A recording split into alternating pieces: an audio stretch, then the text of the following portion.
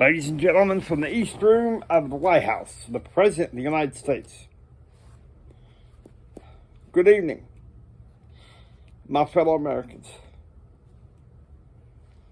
2 days ago, as the Middle East Peace Conference ended supposedly in peace, Israeli Foreign Minister Ehud Barak gave some of the country's demands in this way. This morning, in a news conference at the State Department, Secretary of State Warren Christopher, who is with me now, states that at this point, the United States will not honor it.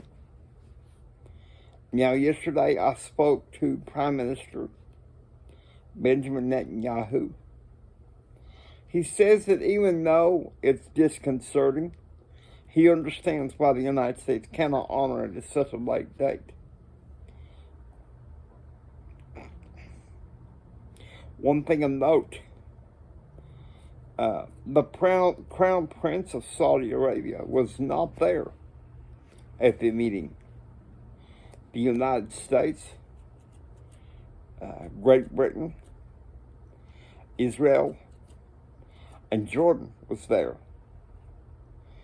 And even King Hussein of Jordan was miffed at what happened. I do have one piece of good news. With the departure of Evelyn Lieberman as my Deputy Chief of Staff, I have chosen White House Secretary John Podesta, who is with me today. John and I and Hillary have been good friends for some time now.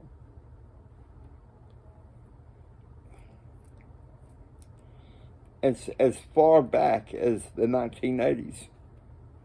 He's a capable leader, he's a capable enforcer, and we believe he will do well in this matter. I'm open for 5 questions. And these are being sent electronically. The first question is from Juan Williams of NPR.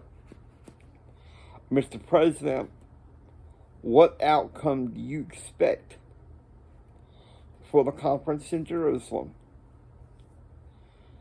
To be honest with you, I'm expecting a better outcome. To this end, I have spoken to Secretary of State Warren Christopher, who is actually our outgoing Secretary of State. He has agreed to send Strobe Talbot to the conference in Jerusalem to hold the line that we have on Middle East peace.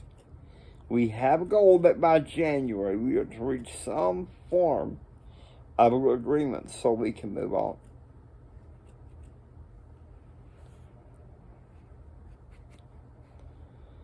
And it only makes sense to do so as our Arab allies are getting impatient.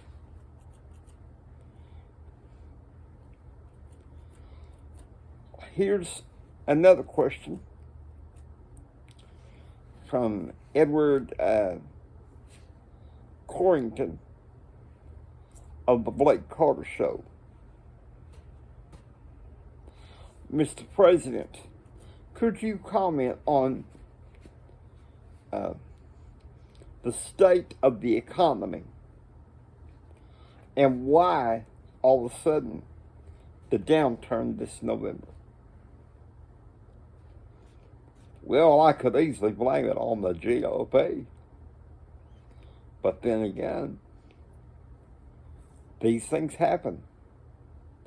There had to be a market correction. I am aware that our economy is on the downturn, but it will come back up. I believe that our economy is at a sustainable amount of growth and expansion, and we will continue that with my legislative agenda in 1997.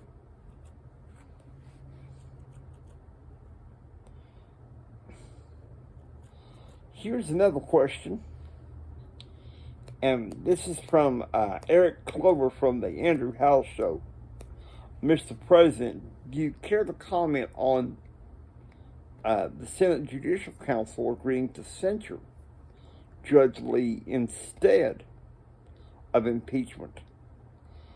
Many conservatives disagree with the decision of the Senate of this Judicial Council, and we just need to hear what you have to say.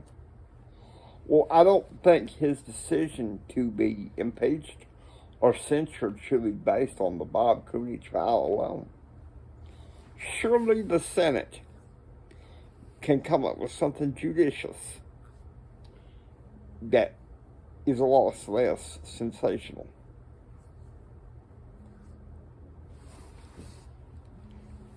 Here's another statement. And this is from Norman Sanders' Society page.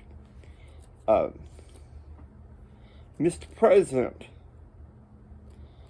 it has become clearly obvious that Paula Jones's case has gained more attorneys. Why won't you settle at this point?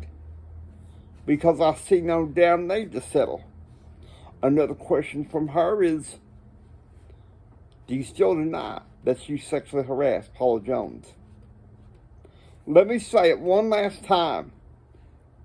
I did not sexually harass Paula Jones. I never asked anybody to lie. I must go back to work for the American people. Thank you.